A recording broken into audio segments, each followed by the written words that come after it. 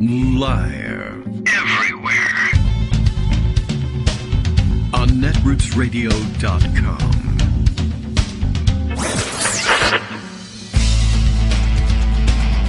David Waldman.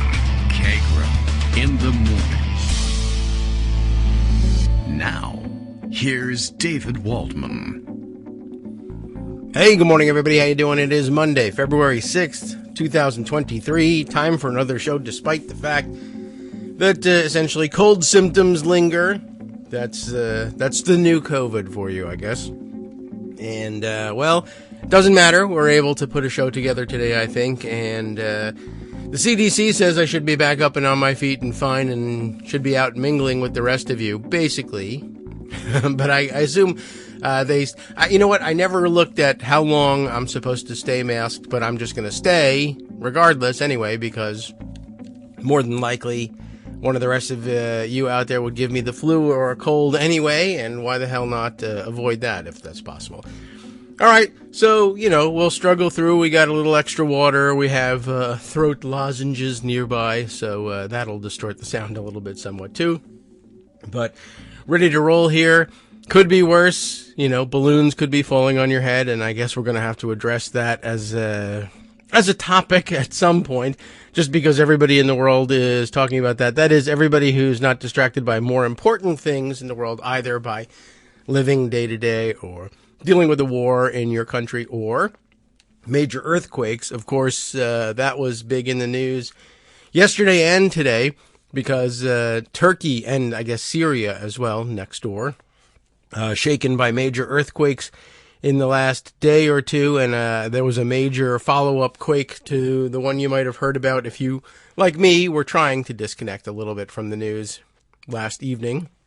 You might have missed that news. I only caught it this morning as I woke up, and so, I don't know, what do you say to that? Sympathies to the folks who were dealing with that there. It was, a fairly sizable quake, and, plenty of buildings that can't withstand that sort of shaking as well. So lots of search and rescue operations underway, and our best to the people there. And I don't know, my first thought for some reason today was that Chef Jose Andres might be on his way to Turkey or something like that. Whenever there's an international disaster, that guy shows up. Pretty soon he ought to be showing up, I guess, for a Nobel Peace Prize one of these days. That's... worth doing if let's say Donald Trump is out of the running for this year. All right. Other than that, well, we'll wait on Greg to bring his raft. Oh, sorry, a balloon. He could bring them by balloon today. That I found out. We'll be talking about that just because everybody's talking about that to some extent. I don't know what there is to tell you about it. People spy on each other. That happens all the time.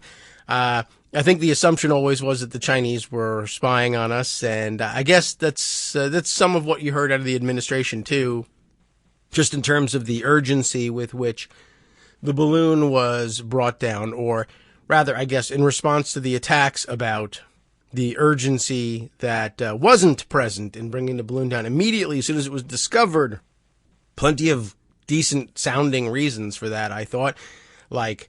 We don't know where this thing is going to crash and what's on it and where that's going to fall and who's going to get hurt, so we'll wait for it to happen over water, where I guess we'll just whack dolphins and whales, but, less of a chance of having it fall in a populated area, even though a lot of the flight was over some pretty sparsely populated area. We still, it's interesting.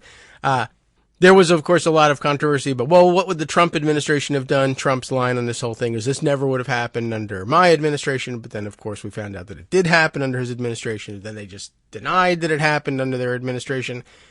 And I did see some eagle-eyed media observers pointing out, for instance, I don't know, maybe it was like CNN that ran with a headline or a caption to the photo on their piece or something saying that the Trump, or maybe it was Fox that used this one, that Trump had refuted the assertion that similar flights had taken place during his administration, and somebody pointing out, well, there's no refutation here. There's a denial, but there's no evidence offered that that didn't happen. They just say it didn't happen. That's really, although that is, that would be testimonial evidence, I guess. But Anyway, I just thought that was kind of interesting. I don't know that anybody's ever going to get to the bottom of it besides saying we spy on one another. That's true. The administration wasn't that concerned about it, not only because they didn't want to endanger anybody with the shoot down, but also, you know, the Chinese have like spy satellites that overfly the United States in space all the time and take pictures of essentially whatever they want. I assume there's some advantage to having a lower altitude camera up there taking pictures, but I don't know. I assume that the main advantage is it's just cheaper than launching a satellite, and it's maybe more maneuverable and maybe more slow moving. I don't know. At any rate, sort of interesting, and reports on social media that the shoot down caused quite a disruption over the Carolina coast, which is where it took place, and that people in the Myrtle Beach area reporting via social media their windows shook when the explosion, I guess, happened, or maybe it might have been the jets that went up. I'm not really certain what it is. I don't know if I ever am going to care about exactly what the mechanics of the shoot down were, other than, realizing that had they done it earlier and it had fallen, even on empty space, there would have been outrage from Republicans. Biden doesn't care about farmers or ranchers or something like that. But this thing apparently left a 7-mile debris field, and there was some significant equipment on it. And so the word from the administration is that as soon as they got word of it, they said, well, whatever it is, we should shoot it down. And the authorities responsible for such things at the Pentagon said, we recommend you wait until it gets over the water. It's not that big of a deal. I even saw some reports that they could jam its signals. I don't know how you tell. How can you tell from the ground whether a Chinese spy balloon is spying on you or not and transmitting its, I don't know. So I assume somebody can tell such things. Or it may just very well be the sort of thing that you say, well, they're not getting great information. Let's just say we jammed them and wait until it gets over the ocean and shoot it down then. But back in my day, when balloons made social media furors, there were rumors that there were kids floating in those balloons, and that's why we cared about such things.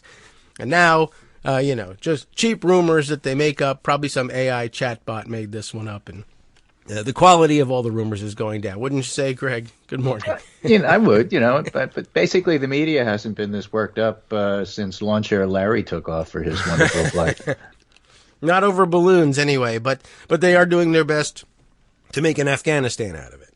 Yeah. I saw somebody had, written on Twitter, I think they just got it all wrong. I mean, they keep saying Chinese spy this, Chinese spy that. What if the Chinese just sent a balloon over to cheer us up? Yeah, I mean, I would have hoped for some colors or something like that. But maybe it was a reveal gone wrong. It could be. That's always a possibility. And my it did shake theory, your house. and this comes from a wonderful diagram that the Washington Post had. I sent you of the makeup of the actual balloon. Oh, fun! You have to imagine the round part. The balloon is 3/4 lighter than air, gas, and then the bottom quarter is a second airbag inside, capable of pumping atmospheric air in and out, which is heavier. Okay. So you pump it in to lower the balloon, and then you pump it out to raise the balloon. And so it can go up and down, but of course it's going to be a victim to the winds. And then hanging from it is a solar power look at that. Keeps everything going, and then the actual equipment itself, which is a tiny part of the balloon. Could be camera, could be radar, could be right. And what's missing, sure, from this diagram, of course, is the mRNA vaccine reservoir, because the balloon was meant to dump that into the chemtrails. Aha! Yeah, and so for all and I think they're missing the whole point of why it's there. And if you sheeple would just wake up to what's going on here, we'd be able to get to the bottom of all of this. And Marco Rubio says. Yeah, I mean, it really was a tremendous show at the end of the weekend of Republicans coming out, and the air came out of their balloon pretty quickly as they said, this is because of Biden's weakness. Oh, well, this happened during the Trump administration. So the theme of my whole pundit roundup today was reality and the power of narrative. Okay. And, the problem with the whole balloon thing all week is that it's a stupid story. It's just stupid. It's kind of dumb. There's no way around it. It's just a stupid story. And then the media feels obligated to cover it because there are visuals, like it getting shot down. I felt that way too. And I They don't got even have nothing visuals. else. They'd otherwise have to focus on policy or that Biden's doing well, and they hate that stuff. So they're going to focus on the balloon up until the State of the Union, which is tomorrow. Oh. Which, as you know, is a boring speech that you love to skip. Yes. It's generally a laundry list of policies, but in this particular case, Biden's policies have been effective, and therefore the media is going to make it out to be a boring speech. It's all about him running for re-election. Oh, my God. Which is the exact opposite of what a State of the Union speech actually is. Yes, I mean... Right, and then they're going to have Sarah Huckabee Sanders give the response, and, who cares?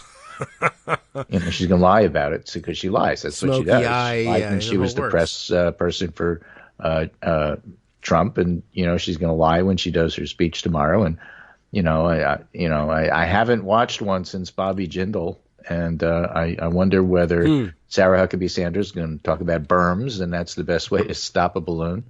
The only way to stop a bad balloon is a good balloon with a monitoring and this, that, and everything else. I don't know. Okay. So here are some from the pundit roundup today. Here are some responses. Yes. This is Brian Beutler writing. I think it's safe to say the whole press corps knows this balloon thing is not a big deal. Biden did nothing wrong. Republicans are being completely insincere.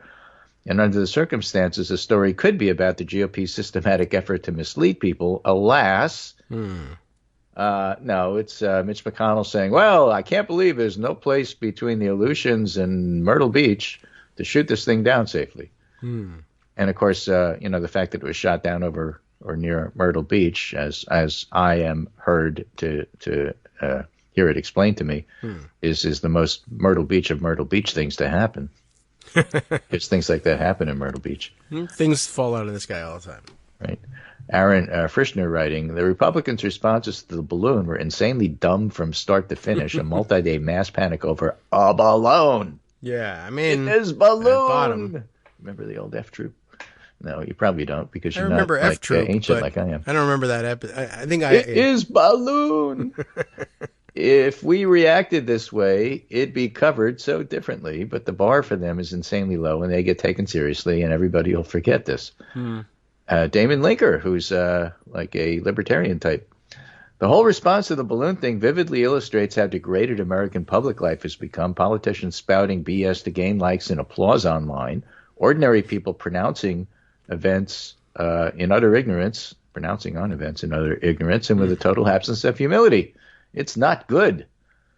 But I think the most important observation is the one that some anonymous fellow wrote and said, clearly, if you want an indication of how Twitter has deteriorated under Elon Musk, yes, is the fact that there's no fake I am the balloon account that immediately went up.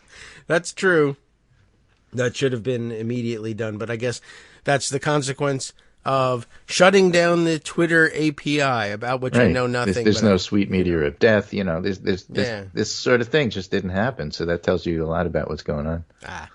Yeah, there's a lot that's going on that I only know the initials of. That has to do with the Twitter API. I don't know what the API is. And the chatbot, I think I already forgot the letters with the chatbot, but I don't know. Everybody's talking about using the chatbot, and I don't even know where you find this chatbot. And I have nothing to say to a chatbot, so. But if you have letters attached, you sound high-tech. Yeah, well, if you don't know what to attach, just do GPS. It'll make it sound like whatever it is trying to find you. Yeah, okay, good enough. I think that's what comes to mind for the chatbot. There's a G in there somewhere, I think. All right. So really, the thing I started with this pundit roundup and the reality and power of narrative actually has to do with Great Britain. It'll always be in England, but I'm not sure what it's going to be. Simon Tilford was writing in Foreign Policy, Britain is much worse off than it understands. Things were not really nearly this bad in the 70s, but the country's leaders haven't grasped that yet. By any criteria, the United Kingdom faces a serious economic and social crisis, one that'll deepen without big shifts in policy, but there's little sense of crisis among the country's elite, not least its politicians. The power of narratives helps explain this disconnect. The gap between the UK's reality, as portrayed by the dominant narrative of its economy's performance, but contrasted with real life, as experienced by its average citizen, has widened to the breaking point, and the resulting political distortions are now making the underlying problems even worse. Narratives and emotional impulses that drive them play an underappreciated role in our understanding of the way economies work and whether they're perceived to be performing well or not. Sometimes there's real grounding to these narratives. Other times there's largely fictitious constructs. This doesn't necessarily mean those who believe them and propagate them are dishonest, only that their personal experience may not be representative of the economy as a whole. Just think of Brexit. Yes. Right? I mean, Brexit will succeed because Britain is just so strong economically, it'll dwarf Europe once we get rid of them. That's what a narrative. Incredible. It's got nothing to do with reality. Right. And so you can push the narrative, and the politicians can and still do, and, actually Brexit has been a disaster, and they're not ready to wrap their heads around that. Maybe it comes from calling yourself Great Britain. What's so great? But those are important points for those interested in how the economy is portrayed in the United States. And a lot of that, not all of it, but a lot of that is due to how the media does. Oh, yeah. Yeah, we do tend to think of ourselves that way. I mean, I think we are different from Britain in terms of standing alone, but we don't stand alone. But I mean, nobody stands alone. Yeah, but I suppose just think of supply chain issues. Yeah, I would certainly say, well, we might stand a better chance. We stand a better chance. Oh, all of our supplies have been cut off because of the pandemic, and look, now we can't have things. Right. I mean, that's the real issue of it. You say, I mean, we are a much larger economy, but I mean, that just means there's that much more input from everywhere else. Interdependent. We're codependent. Yeah. Cut us off. You can't do it by yourself anymore. It's not how things work. It's a lovely narrative, but that's not really, what goes on here. Yeah. Here's a different crack at the reality versus narrative thing. Anthony Salvanto is writing up the CBS poll over the weekend looking at the debt ceiling. Okay, and CBS asked the public views on raising the debt ceiling. Should Congress raise the debt ceiling? 45% say yes, and 55% say no. But then if you explain to them, but if you do that, the U.S. would default on their debts. And then 68%, oh, well, then raise it. Oh, yeah, because they have no idea what it is. Of course. Debt. And debt so, ceiling. The idea that the Republicans are running on this popular idea of not raising the debt ceiling is based on a lie. Yes. And the lie is that, it's true that it's popular only if you don't explain to people what it actually is. Once they know what it is, it's not a popular idea anymore. That's true. Although then, the nuance to it is, I suppose, the Republicans say, well, who's going to explain what it is? I'm not going to tell people what it is. And the only alternative is let Democrats explain it. And you know what's going to happen if they explain it? People will fall asleep because they'll give them some sort of weird, wonky answer that doesn't make any sense to them. And they'll remain ignorant. Oh, right. Or that's a good bet. Another one is, are we in a recession? And the answer is obviously no. And there's been excellent news in terms of the jobs market and such. 38% of the country expect us to be in recession next year, though. Another 20% expect the economy to be booming. Now, people don't know what the economy is going to do. Even the professionals generally get it wrong. But what we do know is that they were asked last week, just a simple question, is the economy good or bad? 28% said good last week and 33% said good this week. That's what good job numbers get you. All right. And if that keeps continuing, even the media isn't going to be able to stomp on the story, which they love to all the time. And that's what I was spending a lot of time last week looking at. Inflation is terrible. It's coming down. Yes, but it was bad. Gas prices, that too. And things really look good. But what if that changes? Why do you have to report it that way? Every single time. Why do you have to report it that way? Why don't you just say things are better? What if it changes twice and gets even better? I don't know. Things get better. That's just things are better. Economic reporting. I guess. You never see that. Never. Rare. But that's their favorite game, certainly. I mean, that's bad news and it's right. Then you turn around and poll, well, what do you think of Biden and the economy? Well, it's awful. I just saw in the news that, no matter how good it looks, things could get worse. Well, But yeah, where'd you learn that? I don't Well, know. I was just on the news. Don't you read the news? I read the news, and I know what's going on. They said We it all was know what's good, going but on. not as good as it could be and could go bad. All right. Well, yeah, not much. I don't know. And I suppose asking people whether we're in a recession is that too. You've pointed out 100 times. Well, if you have a job, then you say we're not. And if you don't have a job, you say we are. Yeah. Recession is when your neighbor doesn't have a job. I guess so. Depression is when you don't have a Right. job. Yeah, or, maybe people are used to, we've had a pretty good run of things lately. Maybe people think it's a recession if I want to get one of those electric cars, but it seems expensive. We must be in a recession. So, what's your idea of what inflation has been lately? What percentage? I Take don't know. Guess a number. 3. A 3 would be great, but unfortunately, it's been good closer number. to 6, 7, 8. 6 is where we've been recently. Well, that's just 2 3s, really. And, 2 times where we ought to be. Okay, The 3. reason I bring it up, So I say we should be at 3. at least it's not 3 times where we should be. So the reason I bring it up is just a reminder about a Okay. thing that happened once. Oh. And that is that we had a president of the United States, and his name was Grover Gerald Cleveland. Ford. Gerald Ford. Right. That's what I was going to say. And you remember him. He was Richard Nixon's vice president, and he became president Yeah, fell down the stairs. when Richard Nixon resigned. Yeah, he was played by Chevy Chase on Saturday Night Live, and that's why you remember him falling off things. Mm-hmm. Right? Yeah. So that was a time, and during that time, a quite interesting thing happened, and that is that we started to experience inflation. Yes, and we started to whip it. Yes. And so how do you whip inflation? Now. Well, that's when you the way you whip do it. it now How would I is whip that it? you have a button that says whip inflation now. And besides the fact that he replaced Richard Nixon, probably the only other thing that Gerald Ford is remembered for, and I'm not talking about Chevy Chase's version, is the fact that Gerald Ford tried to fight inflation by whipping Right then. inflation now with buttons. And you're supposed Yeah. to sign up and get a button and wear your button, and that was going to fight inflation. And it was probably the stupidest idea since the Chinese spy balloon. Or, well, that hadn't happened yet. But, yeah, I mean, I suppose that was early, list building, I guess. Yeah, right. And so if you take your button and you wear it upside down, it reads NIM, NIM. Yeah. no immediate miracles. Oh. And that's how people responded to his whip inflation now thing. And, the point is, what inflation was at that particular point in time? 12%. Oh. No, I did not. That's inflation. This isn't inflation. You call that inflation? Crocodile Dundee voice. You call that inflation? This is inflation. Yeah, I see. Even though, even at 6. Even that's, let's get real here.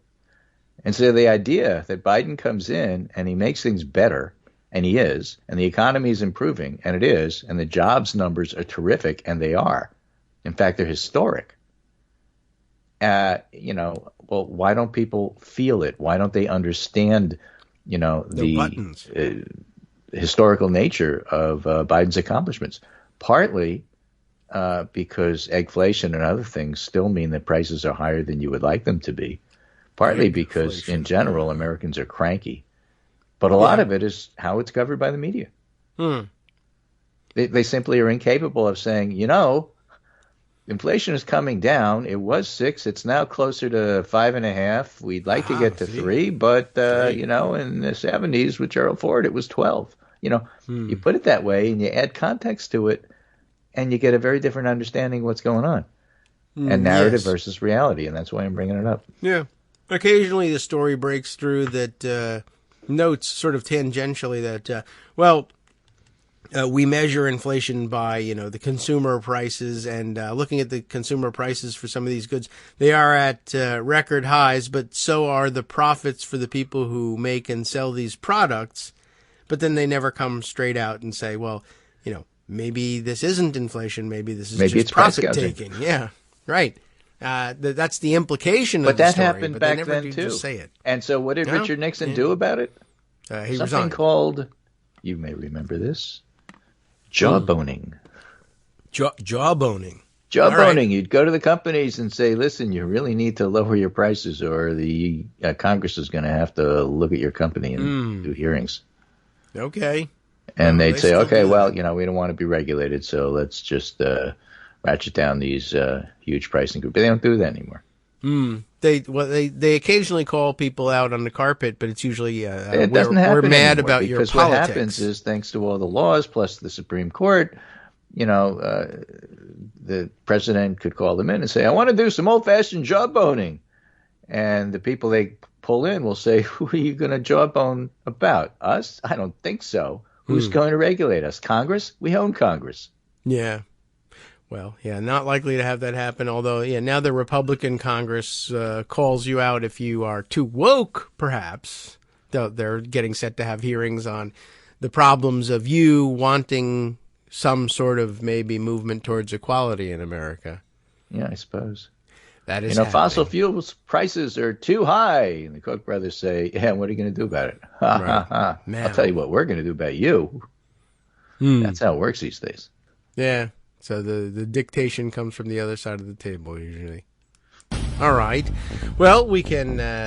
We'll suffer through plenty of that, of course. But that's only if the Republicans look up from their new Benghazi hearings, I suppose. Well, those are the themes. After the break, we have some specific articles to talk about, which I think is pretty good. Specifics. All right. Well, after this, we'll talk specifics. Like specifically, I don't know. Specifically, some of those things that are very specific will be named, and you'll be sorry if you miss it. I'll tell you that much. We'll be back in 2 minutes. Hi, I'm Scott Anderson, the guy that writes the daily summary for this show, Kagro in the Morning. Thank you to everyone that supports this show. Many of you send donations through PayPal, Patreon, Square Cash, Radio Public, and so on. Some of you write your own essays and send them in, or read articles with your own commentary. We appreciate it. Now, some of you are listening to this and thinking, I'd like to help, but isn't there something I could do that wouldn't require money or effort? Why, yes, there is. You can just like us. On Daily Kos, they call it the recommend button. YouTube has a thumbs up. There are hearts and likes and love buttons. Tap our love button. Tap our love button every day. Share our shows and summaries on Facebook and Twitter, YouTube and iTunes, Stitcher and Amazon. Most of these places allow you to write a review, so a sentence or two would be great. Recommend us to social media, or tell your friends to listen to the show. You aren't just helping us, you're helping them find their new favorite thing to listen to. You could change the world. So thank you in advance from me and everybody else in the world.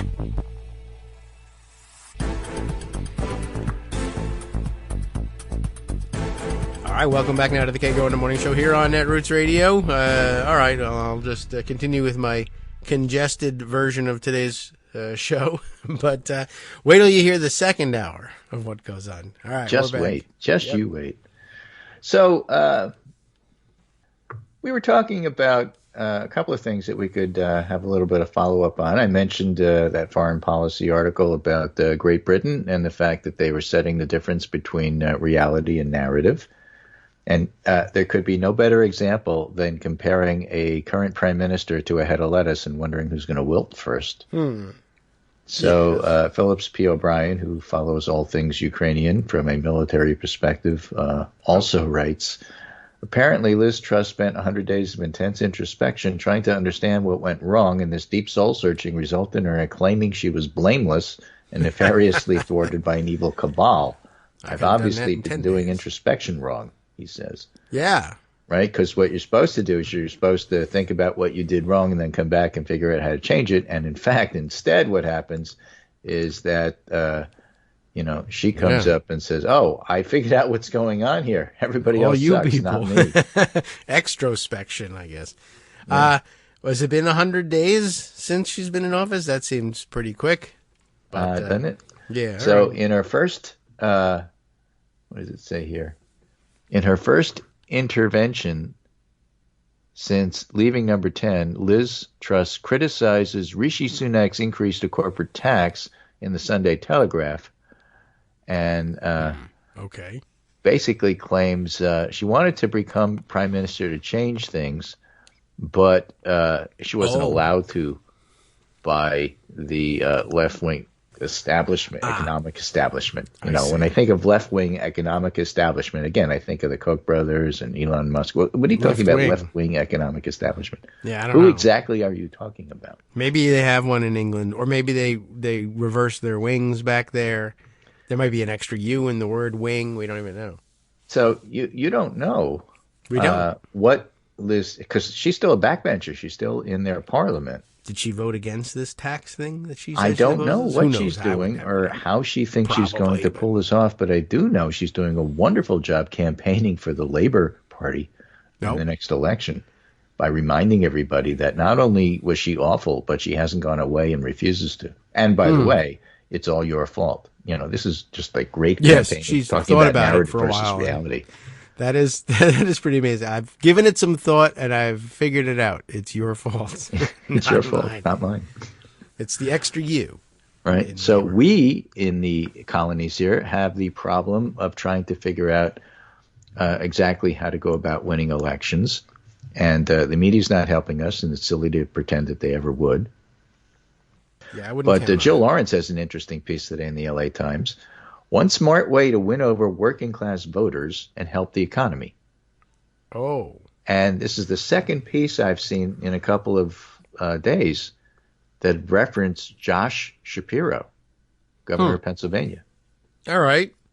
Who's held his job for less than a month, so it's probably too early for him to think about running for president, but not too soon for other governors, considering a White House run, to do what he did with a splash on his first full day in office, open up thousands of state jobs to people who don't have four-year college degrees, but who do have relevant skills, training, or experience. Now, Democratic and Republican governors, she writes, should all do this because it's common sense policy. And in fact, the first governor to go there by his account was Larry Hogan. Oh. Not Hulk Hogan, but Larry Hogan. All right. Guy who's thinking of running for president, except can't get around to saying, but, I won't support Donald Trump. Right. Well, first he has to escape from Stalag 13, and, that's no small challenge. That's right. The shift toward more flexible hiring standards has taken off in the private sector. Democratic Governor Jared Polis of Colorado did something like that. GOP Governor Spencer Cox of Utah. Democrat Wes Moore is continuing Hogan's policy in Maryland. And clearly it's an economic win for the states, but it's Democrats who need that commitment to working class voters. This group made up 57% of the electorate, that is to say those who don't have four-year college degrees. Republicans won them by 12 percentage points, and if flexible hiring standards are seen as part of the party brand before Democrats get around to it, the GOP will only strengthen those ties. So the idea isn't that Democrats have to do everything possible to win over non-college voters, and if they don't get a majority, they're in trouble. What you need to do is you need to cut down some of those numbers there, some of the advantage for Republicans, same way you do in the rural areas, same thing, really. And one of the ways you do that is increase flexibility in hiring standards. Gavin Newsom could do it. J.B. Pritzker could do it. Why them? Because they're blue states, they're governors, and they want to run for president themselves. All right. I mean, I'm right? curious about what the anybody jobs are who that wants to be they're a Democratic governor in Kentucky or Mississippi can do this. I mean, Tate Reeves is awful. I guess he so, could do it anywhere. Just trying to tell people that you would like to do things that help you, is only a good thing. It doesn't guarantee anything, of course, because we don't control the media or the pulpits. But, these are good things to do. Democratic pollster Stan Greenberg told Jill Lawrence, the approach is helpful, quote, but it has to be grounded in understanding what's happening to working people. They're on edge. Some national Democrats still don't get workers' frustration, he added, but Shapiro and others in swing states showed last year that they do. So, you got to be more like John Fetterman. Okay. And a little bit less like, Chuck Schumer in your approach to describing policy. All be right. a little bit more Sherrod Brown. Yeah, that makes more sense. I don't know. I mean, I guess this is a good thing. Hiring people is always a good thing. I mean, they enjoy it, I think. Getting the job. The best I don't bipartisan know, this is argument for odd. reclassifying many jobs as possible is the happy real-life consequence of more people being eligible for more jobs. Only 38.9% of Americans over 25 have a 4-year college degree. So why make that a requirement? In other words, you have to have requirements, but you could say 4-year college degree or equivalent experience. Sure. I don't know what an equivalent experience is, but why Well, don't we you just know, say people have it? Imagine that you would like If you just to read Hemingway by yourself. hire somebody, I don't know, let's say you're a military contractor, All right. and you would like to hire somebody with military experience to help with your project. Yes. And All your right. requirements are you need to be an officer. And what if you changed it to you need to be an officer or someone with equivalent experience? And you wind up hiring That a makes sergeant sense. Right, sure. who's been around for 35 years who knows everything. Right. Yeah, that's a great example. That's very clear and understandable. Thank you. Good answer. I mean, So, do yeah, that. I don't know what. It's funny because I mean, I meant when you say, "Well, what's an equivalent experience?" Well, some people I know who went to college, I don't know whether I care about the experience they had at all. Yeah, exactly. But Would you rather have a second lieutenant who knows nothing or a sergeant who's been there, done that, and Yeah. basically knows everything?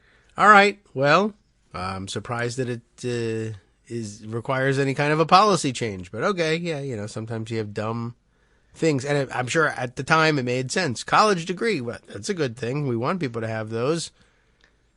All right, so okay, well, we'll see how that works out. I don't know about miracle cure, but it's a There's start. no milk, but you got to do the step-by-step Aha. stuff, and then you have to promote the fact that Oh. you just did it. Yeah, in fact, If you don't promote it, Buttons. then people don't know about it. Here's Josh a Shapiro, poll call today, me. for We'll get example, some from the buttons Washington made. Post. Americans not feeling impact of Biden agenda. Well, 6 in 10 say the president hasn't accomplished much, despite the passage of numerous bills. balloon. I don't know. He shot a balloon down. They're talking about the balloon. Yeah, that and no recession and inflation coming down and the gas price thing and Yeah, but other than that, what else? infrastructure bill and you can get a I credit mean, for has he buying made an electric progress? car. And I mean, we're in a recession, right? So, what has he done? but we're not. So And I then, don't know. of course, it's the Washington Could be a Post, so button. they all talk about, well, the fact that this poll says what it does means that it puts incredible pressure on him for the State of the Union tomorrow. Well, of course it doesn't. That's a speech nobody watches and nobody remembers 2 days later. What a stupid framing. and I guess to the extent that there's incredible pressure to talk about your accomplishments. So okay. Well, that's what you do Probably with the that's State of the yeah. Union. I'll In probably fact, get that's all on you that, do. won't I? I'll bring some guests who will stand when I talk about the accomplishments and will applaud them, and then, I mean, yeah, that's kind of what. I guess those questions will be answered, and then they'll just say boring. Yeah, exactly. Sarah Huckabee Sanders hasn't done anything, but says she's going to. Let's cover that. Right.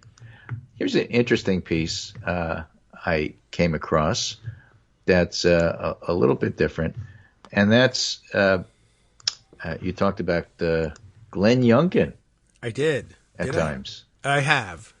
Yes, but I mentioned him during the break. For those of you who missed that, he sucks. That was the part, mostly what I said about him. So Greg Sargent had a piece a couple of days ago. The Blue Midwest is where DeSantis' school crackdowns go to die. Ah, Ron DeSantis, the Republican governor of Florida, is fond of describing his state as a place where woke goes to die. And I mentioned Youngkin because Youngkin is like a wannabe who tries to do that too. yes, he's trying very hard. He's in his moderate way. In his please best way. Yeah. If so, writes Greg Sargent, perhaps Democratic governors can do more to advertise their states as places where Florida-style school crackdowns go to die. I mean, the latest is basically DeSantis wants the schools to track teenage girls' menstrual cycles. Yeah, that sounds like a very And Republican they think idea. that's a political winner. That's the part that astounds me.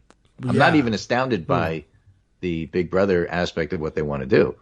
The fact that they think it's both a good idea and a political winner is what astounds me. Yeah, I don't know why they think that. There's they're aware of the Well, 19th this Amendment. Roe yeah? Dobbs thing, who cares? Like, They do think that's a winner. Nobody of import really cares about things like that. Yeah.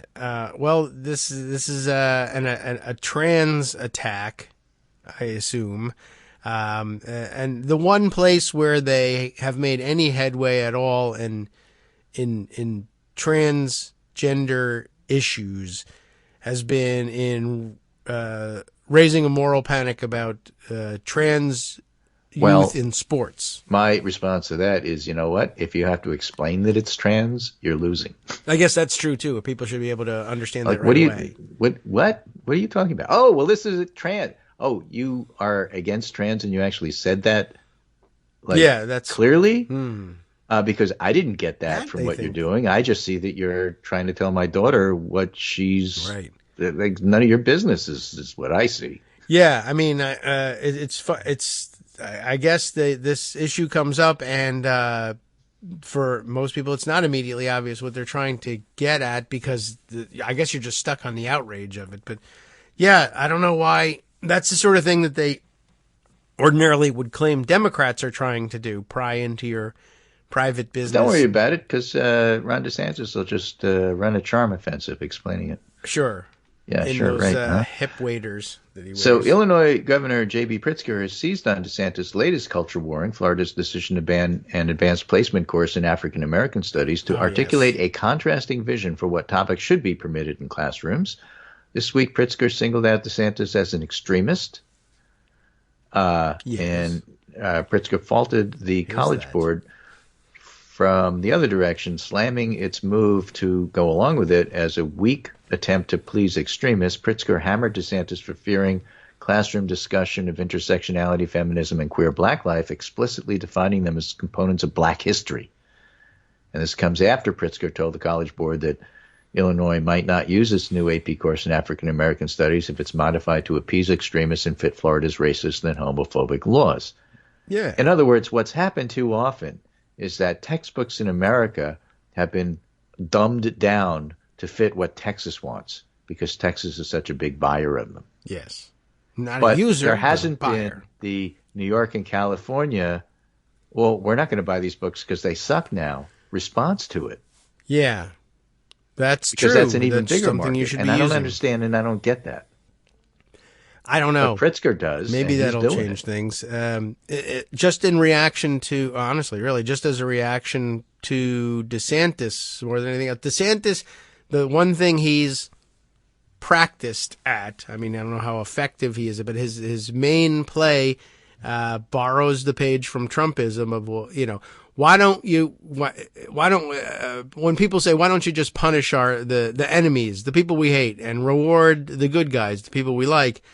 And there's usually like good governance reasons for not doing that. And most people are limited in that. And he says, I don't care about governing well. I care about making headlines.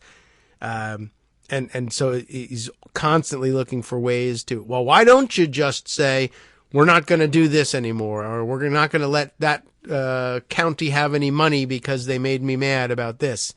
And but yeah, I mean, I guess the same play is available to the rest of the states. Florida has a very strong governor with a rubber stamp Congress, so yeah, you know, I mean, he's able to try that sort of thing. But yeah, the option is open to other states in Florida to say, you know, right, well, okay, look, if you're going to give in to Florida by changing the curriculum, congratulations, you have a curriculum that can only be taught in Florida because it's not happening here. Right, exactly. Borrow so in coming page. months, Greg Sargent writes, Pritzker will grow more vocal on this front. All right. A source familiar with his thinking tells me. In other words, he spoke to Pritzker. Yeah, right. He will amplify the case that restricting classroom topics works against kids' interests and risks stunting intellectual growth, and that a more open approach sharpens their arguments and thinking, making them more competitive in the quest for higher education. He'll argue that Illinois prides itself on refraining from the kind of directives that seem designed to encourage school libraries to remove books. As the source told me, the message will be, Illinois doesn't ban books. So going back to what we started out with before the break, so imagine Pritzker and other Democratic governors, on the one hand, are saying we're defending education, including higher education, by saying to the College Board, Illinois doesn't ban books, and that's not the way we do things. And on the other hand, saying, oh, and by the way, if you don't have a 4-year college degree, but you have equivalent experience, and you're a darn good sergeant, we'll hire you. That's just a great message, and that's what they should do. Okay, and they should say so in the State of the Union or some equivalent. Well, I guess State of the States Biden should encourage all of that in the State of the Union. Sure. Something similar is underway in Michigan, writes Greg Sargent, where Democrats just captured full control of state government after getting reelected against a frothing culture warrior. Governor Gretchen Whitmer immediately vowed a new push to protect LGBTQ rights, explicitly contrasting this with regressive measures in nearby Ohio and Indiana. And Michigan State Senator Dana Polhanke, the new chairwoman of the Chamber's Education Committee, recently vowed the panel will listen to educators first. Under GOP control, that committee wasted time chasing phantom pedagogical enemies, she says, but now it'll pursue legislation making it more attractive for young people to enter the profession. Or, as we like to say in English, we support teachers. Yeah. They're good people, and they help it's kids. not a question of wasting time chasing phantom pedagogical enemies. It's a matter of we support teachers. Yeah, because the first one, that I know you can't get that on a bumper sticker. But we support teachers. I've even seen it on a bumper sticker. So, again, Greg Sargent mentions the parents' rights and anti-woke crusade, but the point is you have to call it what it is. And the Orwellian nature of this use of government to manipulate and micromanage our lives, well, the sum total of it all is really creepy, says Chris Murphy from Connecticut, Senator Chris Murphy. And that's true. I mean, the whole point is you have to paint Ron DeSantis as a creepy guy who's doing creepy things. And so, you need to do the same thing with Glenn Youngkin, but it's just so much easier with DeSantis because he's really creepy. Yeah. Well, in the coming weeks, I assume as the issue emerges out onto the national stage, yes, Youngkin is engaged in his own culture war, and it involves the College Board and poor performance on their part as well in all of this. And make no mistake about it, it's going to be on the ballot in 2024. Yeah, I mean, believe me, that's all Youngkin thinks is responsible for his win, and it largely is responsible for his win in Virginia, and he figures, one, he can't run again here, so it has to become responsible for his win somewhere else in some other position, otherwise his political career is over, so he's going to try and make it his position in, I assume, what will be a relatively brief run for president, and then cross his fingers that it'll be somebody's vice presidential candidate, which is also, I think, out of the question, but I don't know. Maybe he'll be an ambassador to something someday, but yeah, he's back in the news and crusading over something that on its face sounds like another dumb woke thing that they're going to be angry at, but deep down doesn't make any particular sense as an issue. And maybe I could save that for second half, unless you want to hear about it. And I could do that Wednesday if you want to hear it. Well, let's talk about something else. Okay. He's not that exciting, Glenn Youngkin. Yeah, he doesn't do it for me. He's not even a good villain. Yeah. I mean, Bond villains are better. And Ron DeSantis is a Bond villain. Yes. So is Greg Abbott. I mean, I agree. He's a very poor imitation of Ron DeSantis. Not that I want him imitated well, but if you have a real Ron DeSantis, focus on that. Right. We don't talk about poor imitation of Donald Trump because Trump is just like a fading force. It's interesting that the Koch network has announced that they're actually all in against him. So there are they represent a lot of money, and if the donors, as some of the articles point out, covering the Koch network's decision, if other donors agree, and big name donors whose names you'd recognize agree and will not support Trump, he's not going to be in a great position. And again, one has to just going to have to differentiate between the situation where there are 7 people running, and if they split the vote amongst them, Trump wins with 15% because the others only get 9 each, something like that. But the other thing you have to distinguish is that of the others who are running, besides the 7, there's really 15 people running, but 14 of them are running for vice president. Yeah. Like Nikki Haley. Right. Or Mike Pompeo. They have no chance of winning. And you look at them and say, why are you even in the race in the first place? And the answer is because I want to be vice president. Yeah. And if you ask them why, They won't be able to answer. Because they I want to mean, be everybody president. knows the one about the vice president's not worth a warm bucket of spit. But actually, my favorite one was there were two brothers, and one went away to sea, and the other became vice president, and neither were heard from again. I mean, that's just a great one. It's just true. It's like Dan Quayle. All right. Yeah, that's true. Well, vice presidency can be either, can be a path to nowhere, depending on. Well, guess, usually what happens. is. On occasion, not. H.W. Bush, for example. Joe So there are Biden. exceptions, and it's not a knock on Kamala Harris. We don't know what's going to happen. There have been a lot of Kamala Harris isn't living up to expectations articles like There the New have York Times is running. It But generally seems like she speaking, when you has go to down me. and dig into it, they're quoting the same people who said, we don't want Kamala Harris in the first place. We're part of the Stop Kamala Harris movement in 2020. Yeah, or I want to be president, and she might Yeah, be president so I next don't know if I what don't any of stop that her. means. Okay. Anyway, we'll skip over to something completely different, talking about That's fine by reality me. versus a narrative. And that is, are you still an optimist? I don't know. Well, these questions might help explain why. Oh, It may seem impossible to feel upbeat about the future, but all right. Maybe I'm not. Yes, but I could. you could be. How so? Let me ask you some questions here. Do I have? Imagine a you're button? back in high school. You got a high schooler. It's easy for you to do. Yeah, Imagine you didn't miss the bus. and I made it there. You just made it. Okay. Right. The fluorescent lights are humming. The hard plastic chairs are there. You got a classroom stuffy with anxiety, Yeah, and COVID. and you just aced the test. Awesome. You just nailed it. Good. Okay, because you saw The answers. Schoolhouse Before- Rock. Oh, yeah.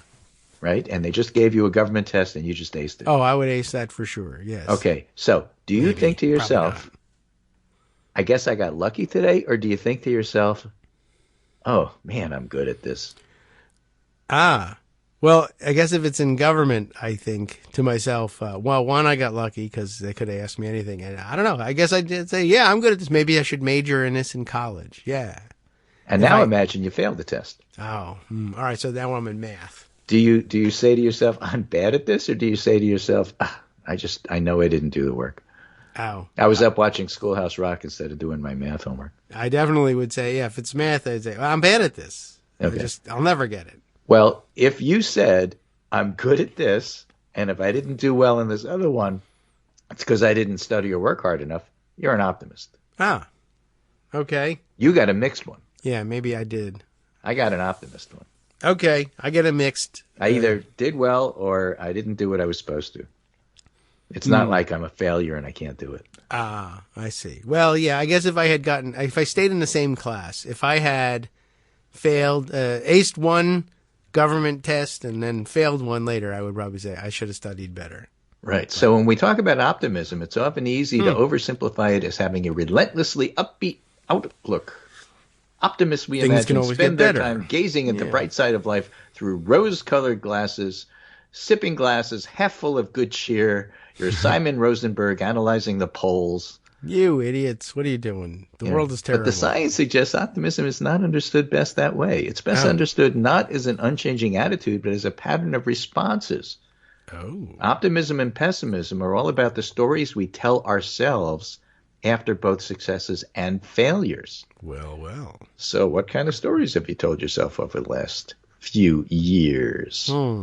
Right? You fell down a great deal while skiing. Is it because skiing is difficult or the trails were icy? I was doing what? Skiing. I'm pessimistic about the idea that I was, ever going to go ski.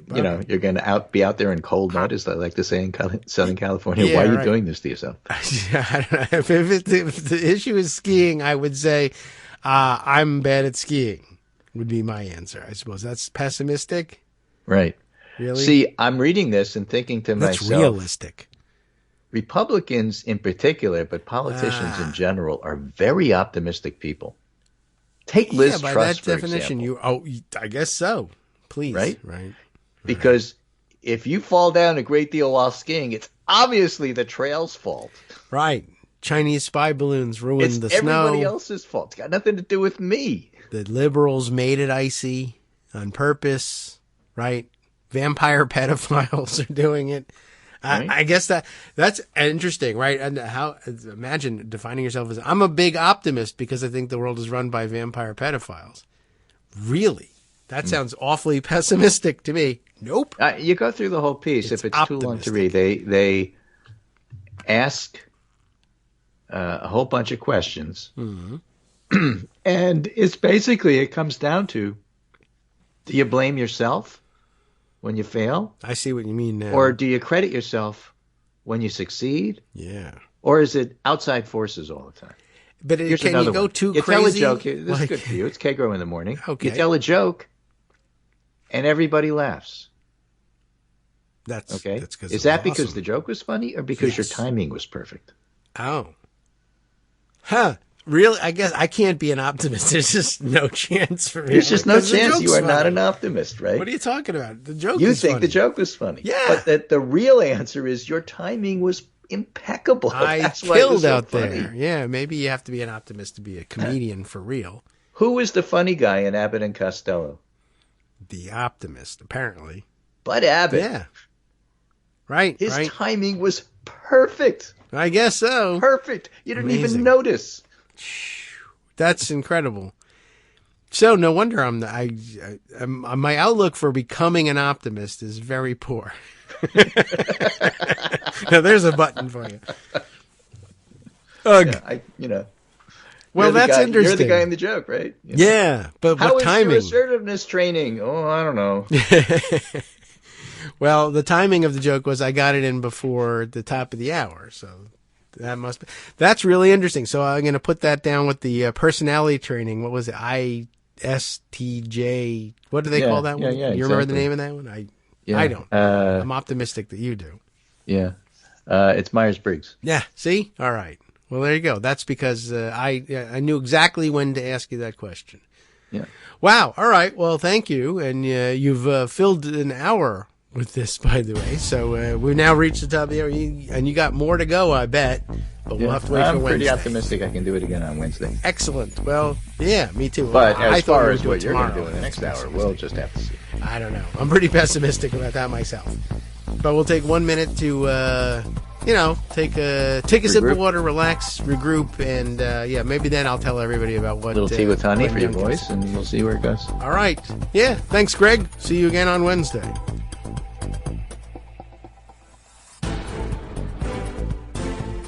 All right. Fingers crossed. That was different. Yeah. I'm optimistic that it'll get even more different. That's interesting. Yeah, there was no way for me to reach optimism. That's pretty right, I think. Yeah. Oh, well. It happens. All right, take care. Talk to you Very Wednesday. Good. All right, thanks.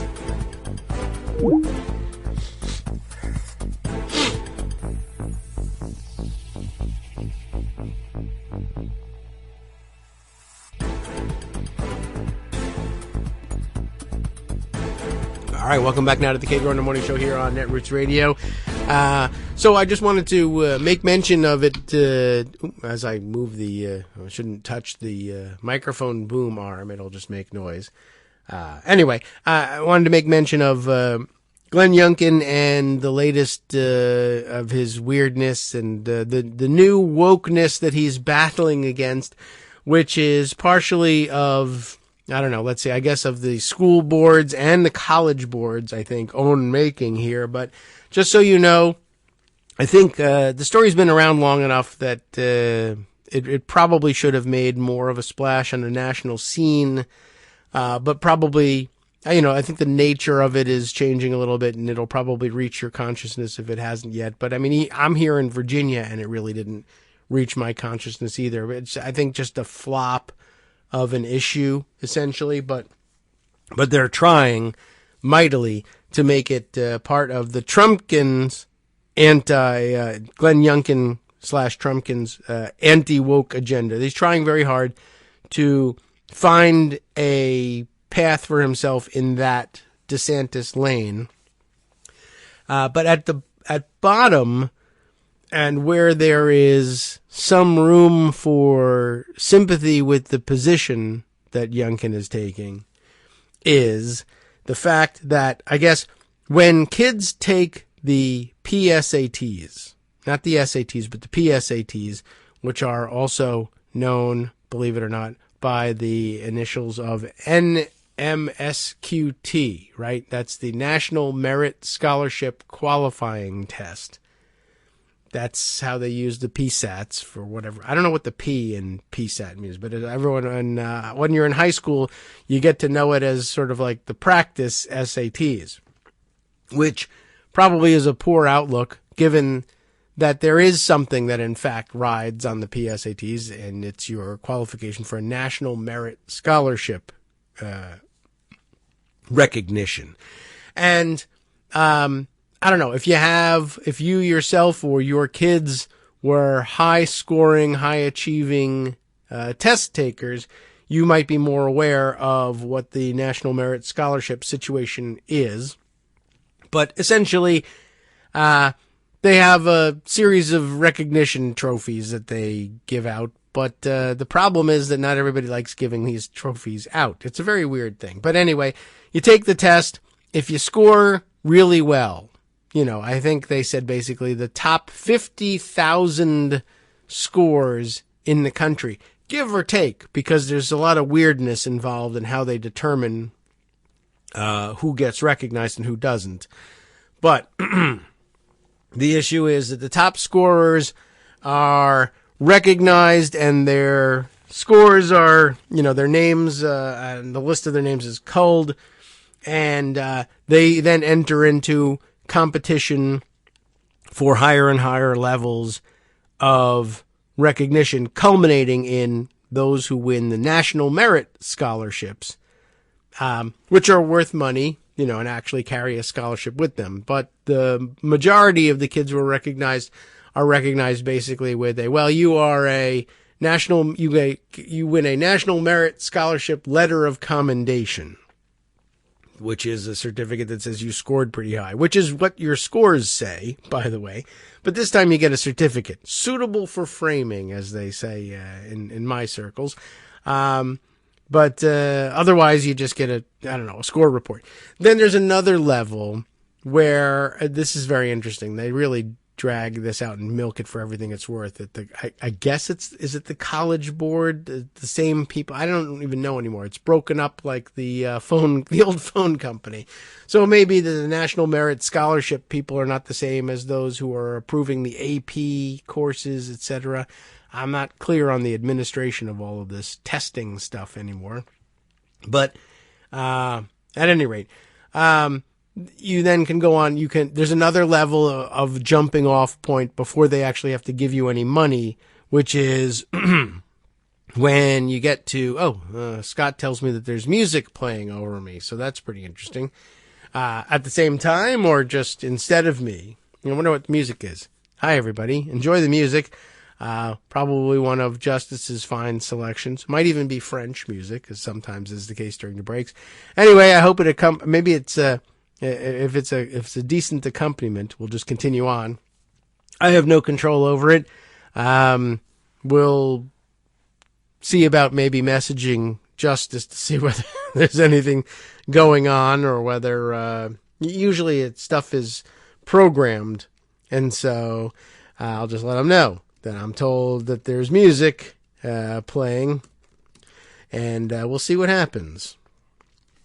Anyway, so if you score particularly well and you score well enough to go on to the next round, you can become a National Merit Scholar semi-finalist.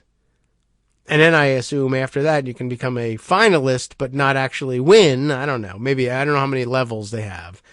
But at any rate, there's a whole system by which you can win a scholarship purely for your academic or test-taking merit anyway.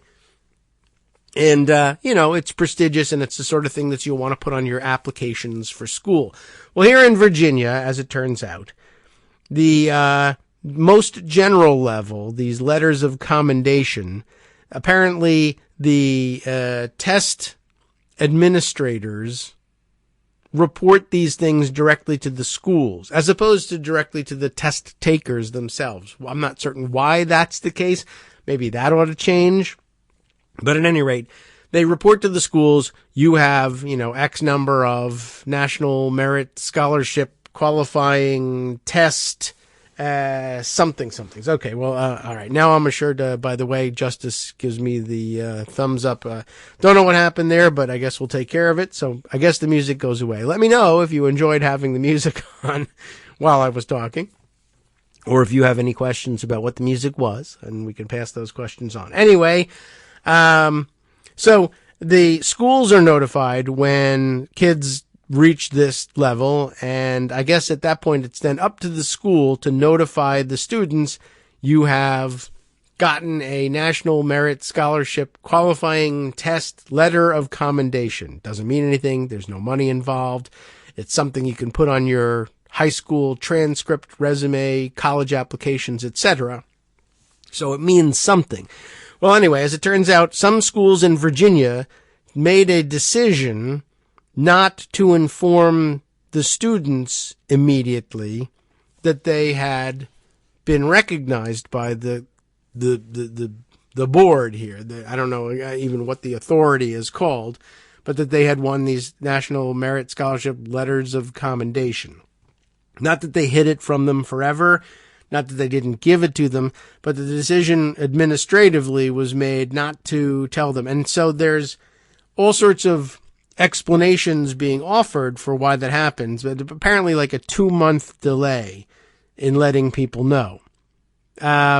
Which really doesn't sound all that terrible, as a matter of fact, except people were screaming about it, and it really isn't all that terrible. But people were screaming about it, and they were saying, you didn't tell my kid that they won. And the explanation that was making them so mad was that the schools were saying, well, we were looking for a more discreet way of letting everybody know, and trying to do it in a way that we didn't, announce it or put up a list and put it up on the bulletin board in school, because we didn't want the other kids to feel bad that they didn't get one. And I know it sounds jokey and wokey, and it's the sort of thing that people like Youngkin can jump on and make an issue of by saying the woke school people are trying to make it so that they don't, they're taking away the accomplishments of other kids in order to make the kids who didn't accomplish anything feel better, and how dare they, and et cetera, et cetera.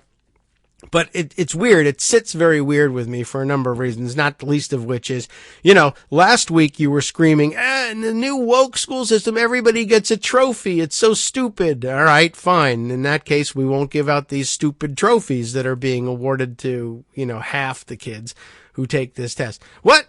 You're withholding my kid's trophy? Outrageous. How dare you? So, all right, are you for trophies or are you not for trophies? I'm not sure.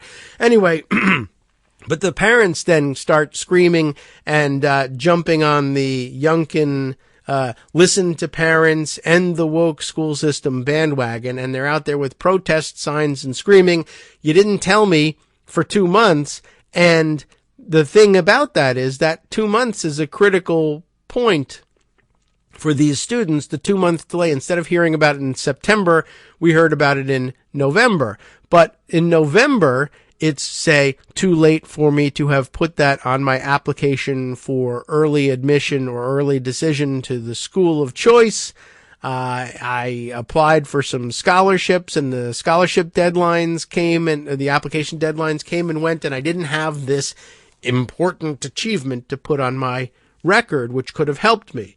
Well, one, it's not really that important of an achievement. It's a thing you can put on there, but by the way, most kids who will be high achievers on these tests probably have a tremendous number of things to say about themselves, and the National Merit Scholarship letter of commendation is probably least among them. But these parents were insistent that, it has cost us opportunities here. And the governor jumped on that bandwagon and handed off to the attorney general here in Virginia, saying, I want you to investigate this. And then the attorney general makes a statement, there were scholarships at risk here. People who are applying to scholarships, there are people who get 4-year free rides to top colleges based on these results. And that's $90,000, $100,000 worth of scholarship money that's now coming out of the pockets of these hardworking Virginian families. And it's an outrage, et cetera, et cetera. Well, one, I've never heard of anybody winning a 4-year free ride to Harvard off of your PSAT scores. It doesn't happen. There are scholarships that are dependent on it, the National Merit Scholarships. But they were saying, oh, well, I'm applying for these other scholarships and I couldn't put this on the application. Except this doesn't ring true to me. Is anybody else spotting this same problem? Who takes the PSATs? The PSATs are given in both 10th and 11th grade. I mean, these are sophomores and juniors who are getting these things. The application deadlines for their scholarships, for early decision for colleges, don't come for another year, or in some cases 2. The 2-month delay is not in reporting of scores and results from a PSAT is not affecting college applications. It can't be. It's not taken by seniors who are the ones facing these deadlines. The college application deadline, and, for early decision, yes, it is. It's early. That could have been in November, although they're very typically at the beginning of December, but sometimes maybe in November, and maybe the same thing for scholarships. But those are for seniors who are worried about their SAT scores, not their PSAT scores. And apparently no one has noticed this in any of the discussion about this thing. It's just they've gone straight to 11 with the outrage on everything. And if you looked at, like yesterday, I went looking for the Glenn Youngkin screaming about it. And I don't know which articles I read. I didn't put any of them aside because I wasn't sure we would be talking about it. But for instance, the Fox News headline about it. I mean, there were worse. But Glenn Youngkin outraged after Virginia schools withhold National Merit Awards from top students over equity. Well, there weren't any awards, really. The letter of commendation. But they make it sound like they were withholding the actual National Merit Scholarship winners' names. But that's not true. But when I say Youngkin takes this thing to 11, here's a picture of him on Tucker Carlson. So that's certainly taking things to 11. But he made an allegation. I don't know if they reprinted his letter in here, but in his letter to here we go. All right. So now the schools are saying, well, it was an error for us to decide to do this. At first they said the issue was human error. We meant to tell people, we just didn't. And it got crossed up, and the person who was supposed to, send the emails was absent or something like that. Then, I don't know whether they actually confessed to this being the case, but the Youngkin forces then spent the rest of the week telling people, well, it was really a decision about equity and wokeism, and that they basically essentially tried to say, look, the decision to not make a broad public announcement immediately about this, and I don't even know that there ever were such things, but the decision to be the school system trying to be sensitive to the other students is really basically CRT by another name, is essentially the argument that they were trying to make. This equity idea, this wokeism, is what's causing all these problems, and you should have ignored all of that and told these kids. And okay, so here's an argument between, well, one side says it was a human error, or we were trying to be, to balance the equities a little bit here, and we were 2 months late, and it's not really that big a deal, versus what Youngkin is telling people. Here's a quote in the Fox write-up of this thing to give you an idea of what level Youngkin is working at here. The comment, "We need to get to the bottom of what appears to be an egregious, deliberate attempt to disadvantage high-performing students at one of the best schools in the country," Youngkin said in a statement last week. That was when this initially was reported as having happened at the Thomas Jefferson, I forget what they even call it. It's a magnet school, high-achieving Northern Virginia students, multi-counties. The kids in our county, the kids in Fairfax County, Arlington County, all go to this TJ, as they call it, Thomas Jefferson, and that they discovered that it had happened here, but then they later discovered that it happened at like a dozen or more schools around the Northern Virginia area. And they tend to share the same policies from one county to the next about things like this. But listen to how extreme, this gets. So we need to get to the bottom of what appears to be an egregious, deliberate attempt, as opposed to a mistake, to disadvantage high-performing students at one of the best schools in the country. I doubt that's actually the aim there. Youngkin said in a statement last week, parents and students deserve answers. That part seems reasonable. And Attorney General Miyares, oh boy, will initiate a full investigation. He loves launching investigations into Northern Virginia school systems because that's how he got elected. He thinks that it's at the very least, even if he loses votes in Northern Virginia, the rest of Virginia will be happy that he's saying that the high-achieving, high-income people in Northern Virginia are terrible at education and we have to do something about them. So there's going to be a full investigation, but get this. I believe this failure may have caused material harm to those students and their parents. That's based on the claim that they missed these deadlines, which they did not miss, which is interesting. But wait, and that the failure may have violated the Virginia Human Rights Act. Glenn Youngkin is now saying that a 2-month delay in telling a couple thousand kids, I guess, that they had won a National Merit Scholarship letter of commendation and nothing more, and that in 1 year from now they might want to put that on their resume when they apply to colleges, is a human rights violation.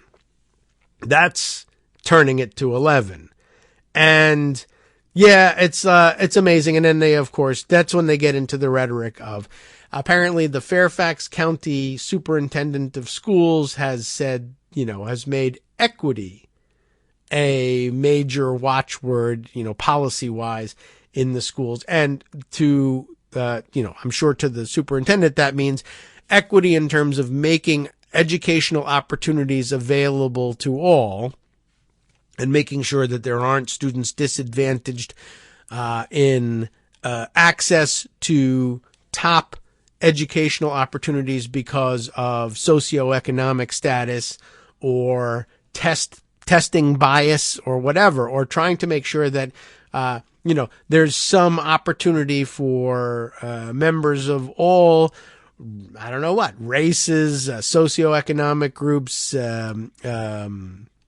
demographic groups, geographic groups, depending on where people live, that this should not stand in the way of your ability to get, say, admitted to the TJ Academy or take AP courses.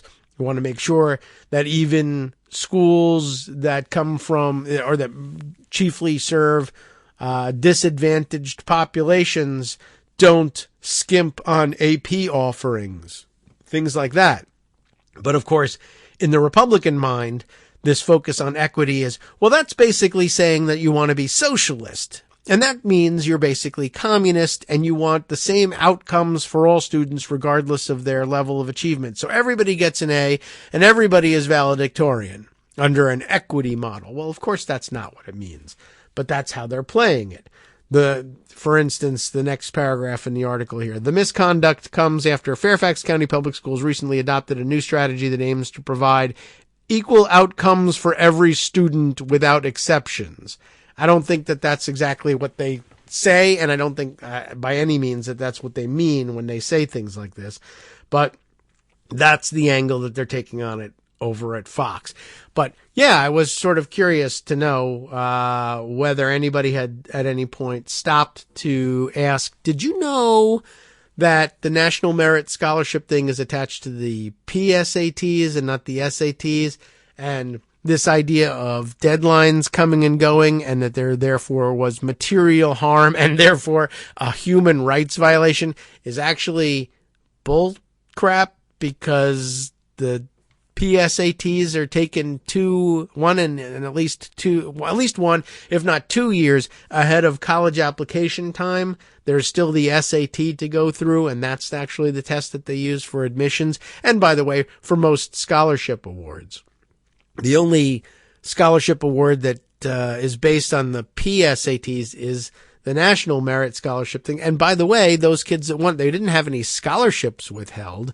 They got notice that they were going to get a certificate at some point in the future 2 months later than the testing authorities intended to be the case. And by the way, the testing authorities could just email you. They email you your scores. They tell you directly how you did on the test. They also tell you your schools. Why not also then say, by the way, you might get one of these letters of commendation as well. I don't know why they can't email that to the students, but they opt not to for whatever reason. And by the way, speaking of the Republican outrage about equity, did you know that the National Merit Scholarship, all the various levels of awards are given out on an equity basis? As it turns out, it's not strictly the 50,000 top scores nationally who fit into this category of getting the letter of commendation and then go on to the higher competitions. No, because that wouldn't be equitable. Because, of course, if you just took the 50,000 top scores, the chances are that the vast majority of them would be awarded to the students of the coastal elites, the sons and daughters of the coastal elites that way. And why you wouldn't be able to talk about the best students in, say, some of the less populous states in the Midwest and in the Plains, because you would be drowned out by top achieving students who have all sorts of advantages, or are at least imagined to have all sorts of advantages, versus the heartland American students who just sit down with their books and don't have tutors and outside classes and all sorts of test prep advantages to take advantage of. They do. They're there. But okay, maybe they're a hotter item among the coastal elites or whatever. But as it turns out, the testing authorities, whoever that may be, builds that into the assumption and have their own equity situation wherein they weight the scores necessary to break into the top 50,000 by they have their own system. They don't use the raw scores on the test to get in. That number will change. The threshold number will change every year, every time they administer the test, which are the top 50,000 scores. But they want to make sure that there are top scores recognized in every state. So they come up with some sort of index for your score, which I guess is weighted by the scores of those around you or the historic performance of kids in your state or whatever. But they want to make sure that there are some of these National Merit Scholarship recognitions given in every state. So in other words, a lower raw score is necessary to get into the pool of National Merit Scholarship commendations and above in Montana than is necessary in California. You have to score higher on the test in order to rise to that level in California than you do in Montana or perhaps in Iowa. I happen to, remember that as we were discussing this at home, that Montana's number was thrown out. It's no poor reflection on Montana, and it's good because you don't want to take away the possibility of being recognized for top students in Montana just because, over in California, every kid in, Beverly Hills takes a prep course for the PSATs, and we don't because it's not where we choose to spend our money in life. But I'm a top student, and it deserves some recognition, and I think that's true. But it's interesting. Equity is supposed to be the big villain here, but equity is what's chiefly responsible for a tremendous number of these awardees being awardees. Otherwise, if it was raw score, they might never have been a part of the pool getting these letters of commendation in the first place. Just interesting. And, you can see that this is another front developing in the culture wars. And Youngkin and Miyares here, the Attorney General, striving mightily to get themselves up to DeSantis levels by being able to rail against wokeism. But they just they have not been able to put together a coherent complaint about this stuff that really hangs together. But they're hoping that the outrage meter will go off and that nationally this will catch fire as a story before anybody notices, oh, hey, these are PSATs. This deadline thing is all crap. They don't know what they're talking about. So instead of, it's parents' rights, parents have a right to know. Yeah, they have a right to know. And they did find out, and it's not really actually a deadline issue. But ignoring that and going forward and saying, so now they're going to have legislation that mandates that these scores be handed out as soon as possible. It's not clear, though, whether they're going to go the route of saying in their legislation that, and if you don't, the teachers go to jail. Because down in Florida, that's how DeSantis has it all over Youngkin.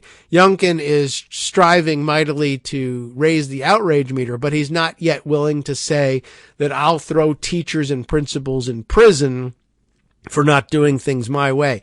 And that's the advantage that DeSantis has. Because as you know, you may have heard in the last couple of days, down in Florida, where they now they have new legislation in place that does, in fact, threaten to jail teachers if they display in their classroom libraries books that have not yet been deemed by the DeSantis authorities to be suitable for the classroom. Because, well, if we haven't approved them, then they're porn.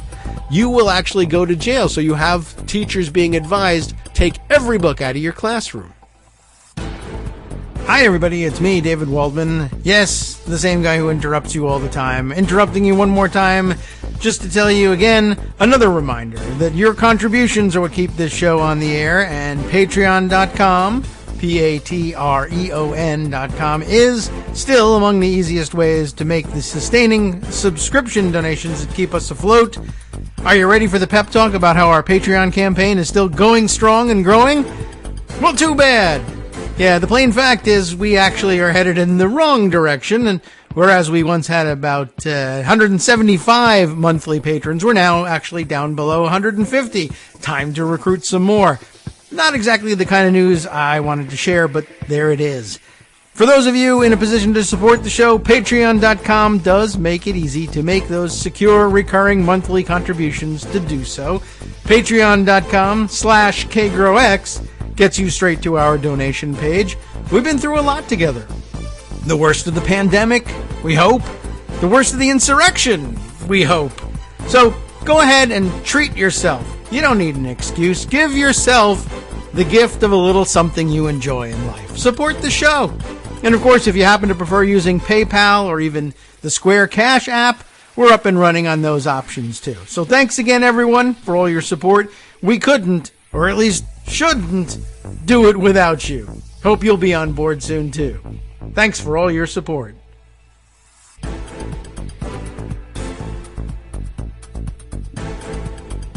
right, welcome back now to the Kagro in the Morning Show here on Netroots Radio. So yes, I think I need to do more perhaps in providing background on this story. And this is something that's been kind of waiting in the wings for a while. We've made some mention of DeSantis and his crazy policies. But yeah, in case you hadn't heard this, I'll share this with you by way of backing up the claim that I just made. But here from the Washington Post, and it is interesting to read out-of-state accounts of this thing. I actually would like to read some more in-state accounts about what's being said in the press about this in Florida. But just by way of establishing that it is happening, hide your books to avoid felony charges, Florida schools tell teachers. This according to the Washington Post's Hannah Nettenson, who writes under that headline, the subheader here, unsure what titles violate new state rules, because they haven't really made any. 2 school districts tell educators to conceal every book for now. I think we've been through this. You'll recall, I don't know, did it happen in Texas where they were, I forget, or maybe in Texas and Tennessee? We've been having this problem for months now. I think it was Tennessee started it by banning that Mouse graphic novel about the Holocaust, saying, oh, well, it's pornographic, because I think one of the things has cartoon anthropomorphic mice are, of course, all the characters here. But there's a scene in which they, in a concentration camp, herd people into what they tell them is the shower, but is in fact a gas chamber. And, of course, part of the cover story, and getting them to think they were going into showers, I think that story probably fell apart pretty fast in the camps, was to tell them, all right, if you're going to go in the shower, in what state will you be going into the shower? Clothed or naked? Well, naked is the answer. And so in order to portray this thing that actually happened, which is horrific and a key part of understanding just how horrible the very concept of these concentration and extermination camps are, is that they also, A, they were killing people. B, they were fooling people into believing it was something else. And what was this something else? It was an equally, not equally, because, death is about the worst indignity you can suffer, but also quite degrading and horrific in its own right, mass showers. But at any rate, this is how you would be, this is how you would be arrayed when taking mass showers. There would be a large number of people with naked bodies involved. And these are cartoon bodies sketched out in the simplest detail that only, had the bare minimum necessary to show that these were in fact naked people. Pornography. Well, that's not what pornography is. Naked bodies isn't pornography, and this is a historical fact, and you need to get over it. You remember how this went with the debate in Tennessee. And then shortly thereafter, I think it was Texas, you had situations where they said, all right, well, we're going to ban the teaching of controversial subjects unless both sides are represented. And then the teachers, that was so vague and stupid a directive, teachers were having difficulty telling whether or not it would be permissible to teach about the Holocaust without also teaching the Nazi perspective on the Holocaust. And the immediate directions to the teachers were, well, we don't really know either. And it sounds kind of dumb, but I guess the only response that we can legally advise you with is to say, yeah, I guess basically avoid this until we get further guidance from the state. And the state, of course, insisted, no, we never said you couldn't teach the Holocaust. Well, yeah, but you didn't give us a way out of this problem either. Now in Florida, they're experiencing the same thing, and it seems pretty intentional this time. So here's the story, illustrated by a photo of what teachers in this case, Manatee County, are essentially being instructed to do. We don't know what it means. And we don't know what they're banning. They're just using the most general terms, and they're saying that books can only be displayed if they have met the approval of a review board. Now, there aren't any review boards yet, and there's certainly no guidelines for those review boards. We haven't issued any of those things, but that would be something you would want to do if you were interested in, facilitating education. But if you were only interested in either scoring points or were actively interested in ruining public education, you would just do this. And legally, Manatee County doesn't know what to tell its teachers about which books are going to pass muster. So they said the only way to be sure that you don't get in trouble is have no books in your classroom. None. And if you have them and there are too many and it's too difficult to move them, my advice to you is to take the giant rolls of construction paper that are in the art department and just cover your bookcases with paper and put an off limits sign on there. And that's what is happening. And there's a picture of it illustrating this article. And it says here, the caption is, a teacher in Manatee County, Florida, shared with a parent a photo of a classroom where books have been covered with sheets of paper. That's what's going on. And here's the write-up of the story. Students arrived in some Florida public school classrooms this month to find their teachers' bookshelves wrapped in paper or entirely barren of books, after district officials launched a review of the text's appropriateness under a new state law. They just went ahead and made it a law, and as you can see, it's a pretty dumb one because this is the result. School officials in at least two counties, Manatee and Duval, have directed teachers this month to remove or wrap up their classroom libraries, according to records obtained by the Washington Post, and I've seen lots of people discussing this online. One person I note on Mastodon at some point saying, I don't mean to get political, but I think classrooms should have books. And so, schools should have books in them. Sorry, I got political on you there. That's where we are now.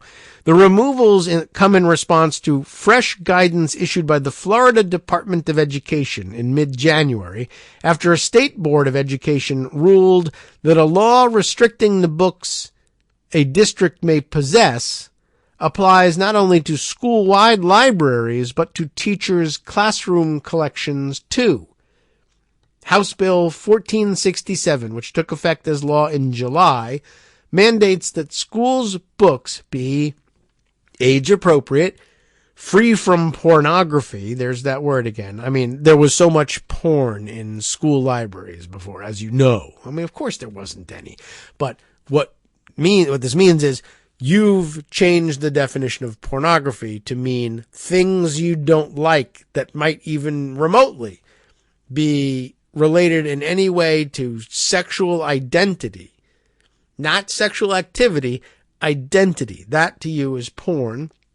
So we can't have that. And of course, the books must be suited to student needs, whatever that might mean.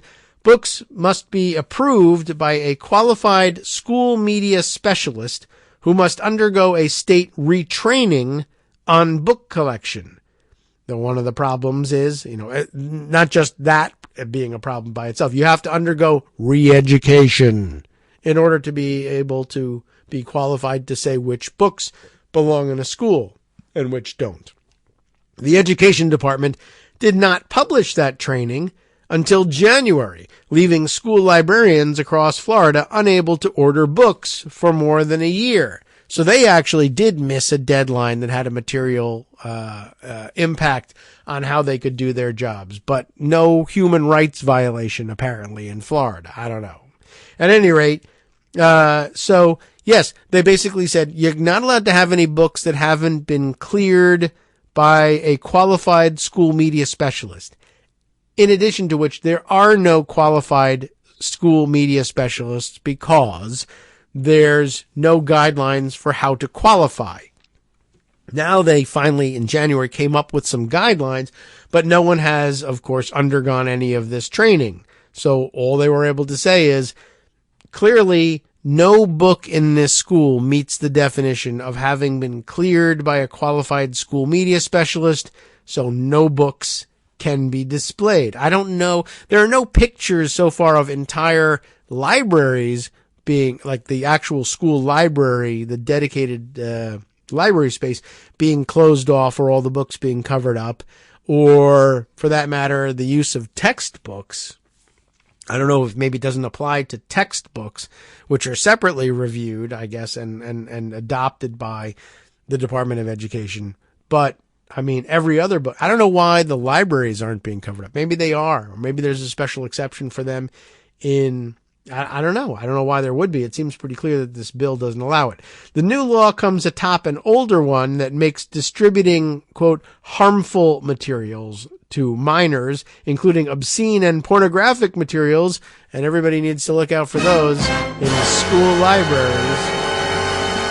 It's the sort of thing that I guess now you would say that back when I was a kid, when I was in, I don't know, elementary school, I guess, that was, there was a thing in which somebody discovered, one of the, was it Maurice Sendak, illustrations from the book In the Night Kitchen. People of a certain age, I suppose, will remember this book. And there's one illustration, as I recall, in which the boy who's having this dream, that is the subject of In the Night Kitchen, is portrayed naked. And, among elementary school kids, he's naked. And it wasn't like an explicit photo or anything.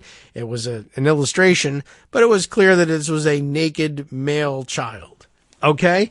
And, not super detailed or anything, but, okay, the kid either is, wearing a beige bodysuit or is in fact naked. Which is the answer? Oh, okay. Well, there's no bodysuit in this dream. Naked. All right. So fine.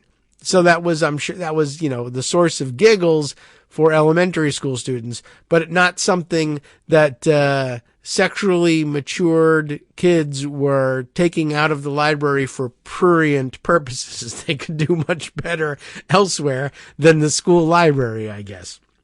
And that, to normal people, that's what they think about when, even if they can't define pornography, as was famously such a difficult thing to do, they say, yeah, well, if people are taking it for sexual gratification, that might be an issue. But no one was using In the Night Kitchen for these purposes. It was purely like, hee, look, there's a naked boy. Well, titillating, I'm sure, but not exactly prurient. Anyway, so the new law comes atop an older one that makes distributing harmful materials to minors, including obscene and pornographic materials, a third-degree felony, meaning that a teacher could face up to 5 years in prison and a $5,000 fine. And that's the old law. That's according to a spokeswoman from the Florida Department of Education. She suggested that violating House Bill 1467 might yield penalties against, that's in quotes, she's unwilling to say you go to jail, but that's what it means. Penalties against an educator's teaching certificate. Oh, okay, that's additional on top of the jail time. Still, because of uncertainties around enforcement and around what titles might become outlawed, school officials have warned teachers that their classroom libraries may expose them to the stiffest punishments. The efforts to conceal titles in Manatee and Duval have stirred outrage from educators and parents, many of whom shared images of bare wooden shelves or books veiled behind sheets of colored paper. Teachers wrote in Facebook posts and text messages that they are angry and disheartened. District officials in both counties have emphasized that the removals are temporary and will last only until staff can determine whether the titles meet the standards imposed by Florida law, but that's a shiny face on it, and an optimistic one, I guess. Yes, well, it's only temporary. It only lasts until we can determine which titles meet those standards. Of course, we can't determine which titles meet the standards until we're trained in the standards, and there is no training materials to teach people what the standards are. And then once they finally get those, who knows how long it'll be before we can train our people. And then even after they're trained, how long will it be before they can individually clear every book in the school? It could be years until this happens. Temporary, but years could go by between kids being allowed, between now and kids being allowed access to the books again. Michelle Jarrett, president of the Florida Association of Supervisors of Media, which assists school library administrators and programs statewide, said that closing and covering up classroom libraries does nothing to ensure Florida's students remain on track for reading success. In fact, it does a lot to make sure that they won't be on track. And let's see, Marie Masferrer, perhaps, a board member of the Florida Association for Media in Education and a school librarian who used to work in the Manatee County system and remains in close touch with former colleagues in that district, said they have told her that students are struggling. At one school, the kids began crying and writing letters to the principal, saying, "Please don't take my books. Please don't do this," Masferrer said. A spokesman for the school district of Manatee County said in a statement on Monday that the district is abiding by all applicable laws and statutes of the state of Florida. That's the problem, of course, and adhering to the guidance of the Florida Department of Education. A spokeswoman for Duval County Public Schools wrote in a statement last Monday, of course, that we are taking the steps required to comply with Florida law, adding that there are almost 800 titles currently approved. We got those done somehow. And the list grows each day as books are reviewed. Hooray! There are 800 books that are allowed in Duval County. It's like medieval times. The department's new rule, published and approved on January 18th, clarifies, believe it or not, that library materials, including classroom libraries, must be approved and selected by a media specialist. This goes against precedent. Classroom libraries have historically been overseen by no one but teachers. In other words, they're adding a level of bureaucracy? What? I thought Republicans were against this.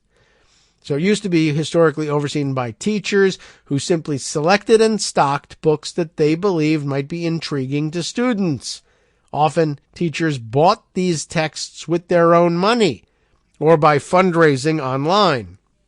That's true every year when they have the book fair. The teachers make up a list of the books they want for their classrooms, and students and parents who are there to buy books for their kids at the Scholastic Book Fair can donate to classroom libraries that way. I've been through that. Maybe you have too. During a televised hearing before the Florida House Education Quality Subcommittee on January 25th, Education Department Chancellor Paul Burns was asked by Representative Christopher Benjamin, a Democrat of Miami Gardens, whether the department's guidance and training on book collection could yield unintended consequences. You think? Burns said he was unaware of any, but if there's any changes that need to be made, we're certainly open to that. Well, that's to say none of these consequences are unintended, is another way of saying that. The Florida Education Department did not respond to several questions, including one about whether the latest developments might constitute unintended consequences. It's a good question, and they don't really want to admit to it because, if ruining public education is the intended consequence, might not be something they want to fess up to.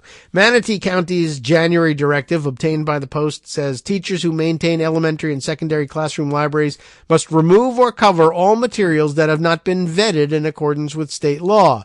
Going forward, any classroom library books must be reviewed by a media specialist using the FDOE guidelines before they are presented and approved at a special school meeting, and finally signed off by the principal. When one teacher emailed Manatee Superintendent Cynthia Saunders with questions and concerns about the directive, Saunders replied that violating the state law on book collection could lead to, quote, a felony of the third degree, according to a copy of the superintendent's email obtained by the Post. We are seeking volunteers to assist with vetting and compiling a website list so books can be returned to classroom libraries, Saunders wrote. The district declined to comment on Saunders' email or to answer a question about when school officials might complete their reconsideration of classroom library books. In Duval County, the district published a brief blog post on January 23rd announcing that after recent training and direction from the state, Duval County Public Schools will now conduct a formal review of classroom libraries. 2 days later, the district shared with staffers a private, unlisted YouTube video titled Classroom Libraries, and in this 7-minute video obtained by the Post, Chief Academic Officer Paula Renfro announced that classroom libraries will be temporarily reduced to only include books that have been approved by certified media specialists and books on the state-approved list. In the meantime, books not on this district-approved list or not approved by a certified media specialist need to be covered or stored and paused for student use, Renfro said. As a reminder, though, this is temporary. She said that the school officials are working to get classroom books back to students' hands as quickly as possible, and that the district is considering giving teachers free time to vet books, as well as re-employing retired school library media specialists to help with the process.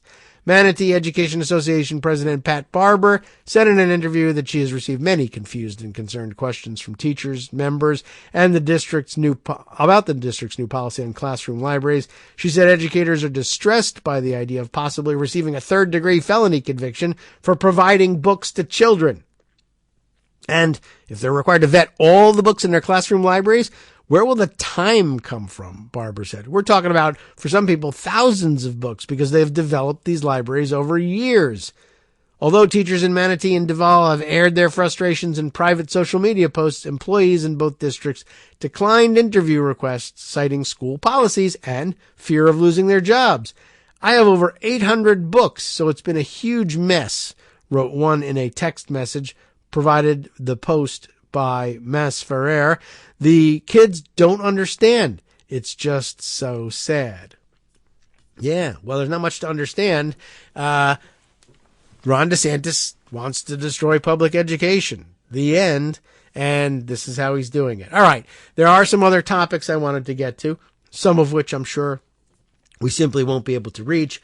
But on that subject, I did want to share with you the observance of Thomas Zimmer, the historian who we very frequently will refer to and take a look at his social media writings about this thing. And he approaches it this way. And there's, well, I should say, is this the end of this tweet thread that he gets around to it? Yeah. I think I'll see if I can get around and read his whole thread. But there's one rather impactful toot, because it's on Mastodon, to this thread that I think you definitely need to hear. But it begins this way. What would you say if I told you there was a state in Germany, let's say, which also has a federal system in which education is largely in the hands of the 16 states? What if we said it was in Germany and that they were effectively outlawing the teaching of any critical reading of Germany's history and present? Right? Think about what's in Germany's history. A state that was specifically targeting any teaching that emphasized the central role of anti-Semitism, let's say, and the Holocaust to modern German history, and banned the use of scholarship that looked into continuities of anti-Semitism in Germany since the end of World War II. A German state that tried to suppress all inquiry into structural, systemic anti-Semitism, discrimination in Germany today, and tried to purge all traces of such critical thinking from the libraries, the classrooms, the syllabi, and the school curriculum. Getting the idea? A German state that specifically banned books by the most prominent Jewish intellectuals and scholars by declaring all of them dangerous radicals and woke activists who were trying to indoctrinate children, hoping to undermine the nation and subvert German national unity. You would start to get worried about these things, right? And what if I told you that a similar initiative was being pushed by about half the country, where these efforts to suppress, ostracize, and purge were viewed as a blueprint, and were already being emulated, as evidenced by hundreds of bills outlawing critical thinking around anti-Semitism and systemic discrimination? What would you say?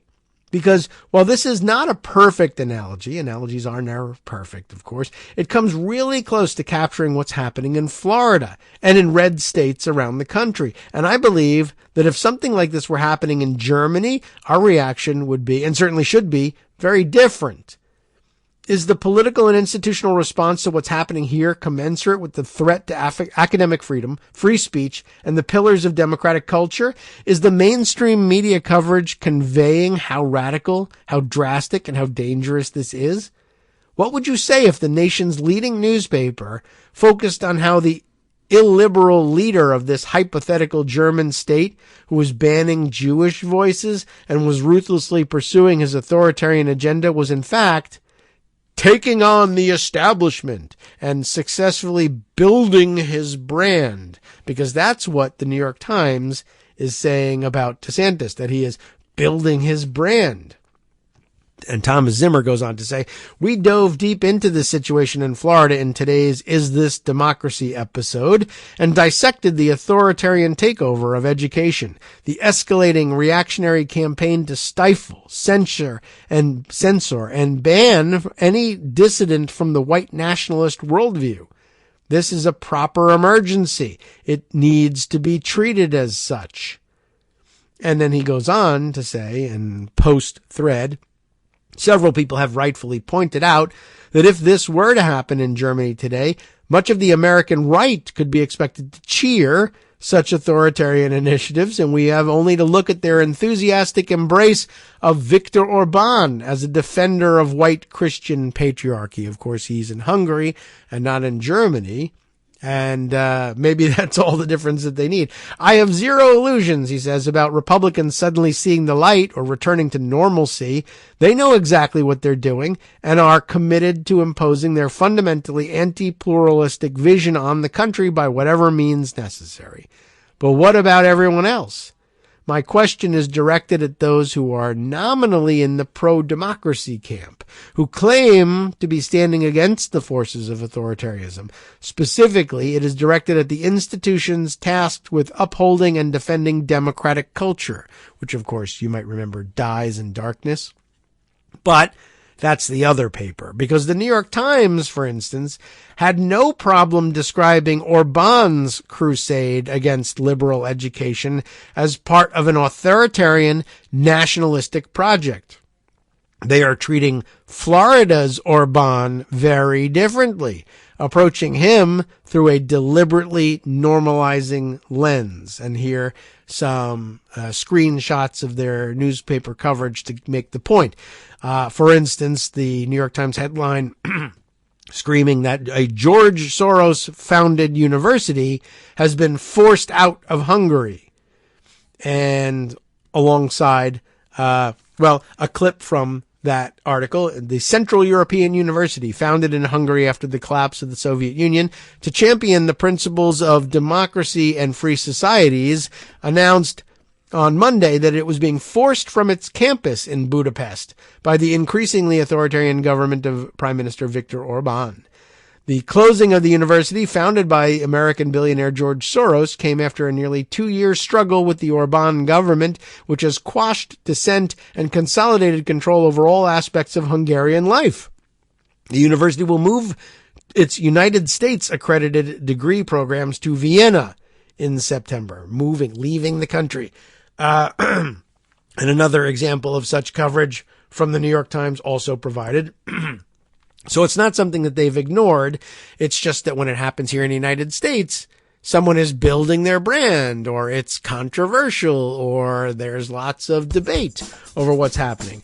I know, what would you call it if it were happening elsewhere has become something of a cliche, Zimmer concludes here. But ultimately, I am really just grasping at straws here, trying to convey how extreme and drastic these developments are and how inadequate the response has been so far.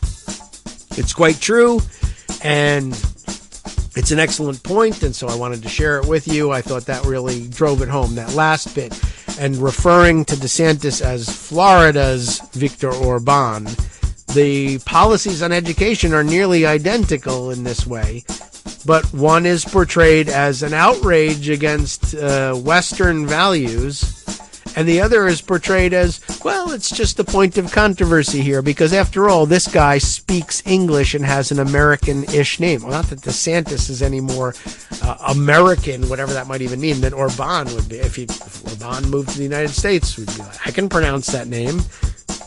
But anyway, I just thought that was pretty interesting. And yes, it's an enormous problem recognized by a lot of media critics. I just thought Zimmer put it particularly well. Time now, of course, to hand things over to someone else who handles things particularly well. Justice Putnam with the West Coast Cookbook and Speakeasy, and maybe some additional music. I don't know. The music in the West Coast Cookbook and Speakeasy, though, often intentional. From netrootsradio.com. It's no big deal, Justice. Don't worry about it. We survived. Listening to Kagro in the morning with David Waldman. Well, speaking of normalizing, he wants you to know right off the bat that Trump's 2024 campaign is anything but normal.